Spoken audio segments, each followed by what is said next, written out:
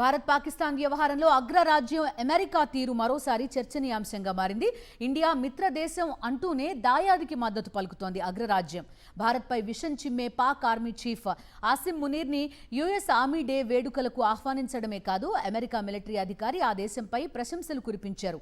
ఉగ్రవాదానికి వ్యతిరేకంగా జరుగుతున్న పోరాటంలో పాకిస్తాన్ ఓ అసాధారణ భాగస్వామి అన్నారు. US central commander general Michael Kurilla అగ్రరాజ్యానికి భారత్తో పాటు పాకిస్తాన్తోనూ సత్సంబంధాలు అవసరమంటూ వ్యాఖ్యానించారు.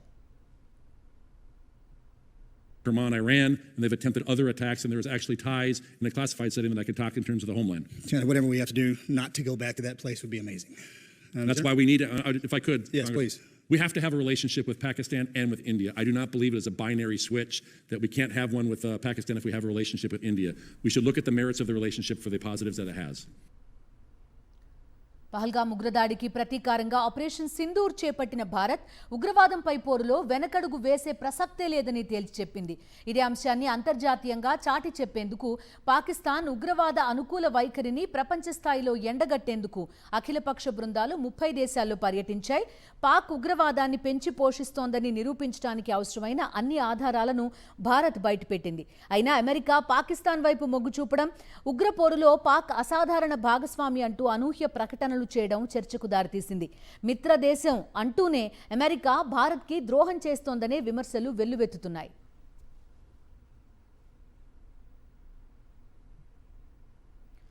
పాక్ ఆర్మీ చీఫ్ ఆసిం మునీర్కి అమెరికా ఆహ్వానం, యుఎస్ మిలిటరీ కమాండర్ వ్యాఖ్యల నేపథ్యంలో కేంద్రంపై విమర్శలు ఎక్కుపెట్టింది ప్రతిపక్ష కాంగ్రెస్. మోదీ ట్రంప్ దోస్తీ ఇదేనా అని ప్రశ్నించారు కాంగ్రెస్ జనరల్ సెక్రటరీ జైరాం రమేష్. ఇది దౌత్యపరమైన భంగపాటు అవునో కాదో ప్రధాని మోదీనే చెప్పాలన్నారు.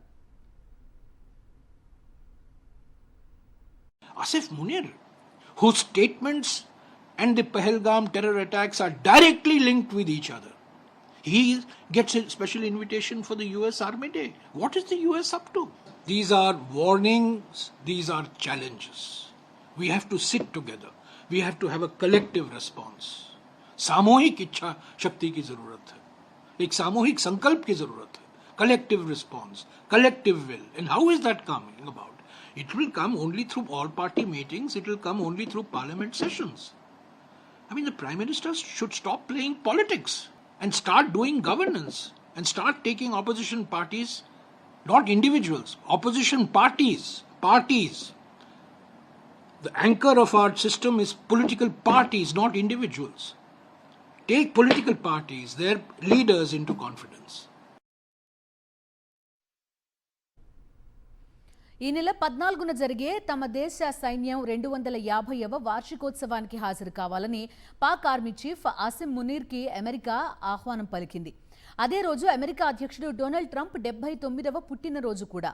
యుఎస్ ఆర్మీ డే వేడుకల్లో పాల్గొనడంతో పాటు పెంటగాన్ అధికారులతో పాక్ ఆర్మీ చీఫ్ భేటీ అవుతారని దాయాది దేశం వెల్లడించింది.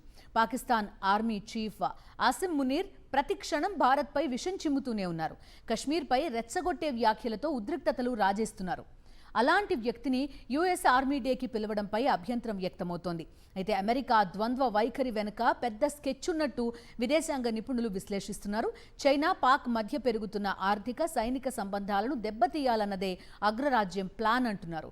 ఈ నేపథ్యంలోనే భారత్ అభ్యంతరాలను పక్కన పెట్టి పాకిస్తాన్కు మద్దతిస్తున్నట్టుగా అంచనా వేస్తున్నారు.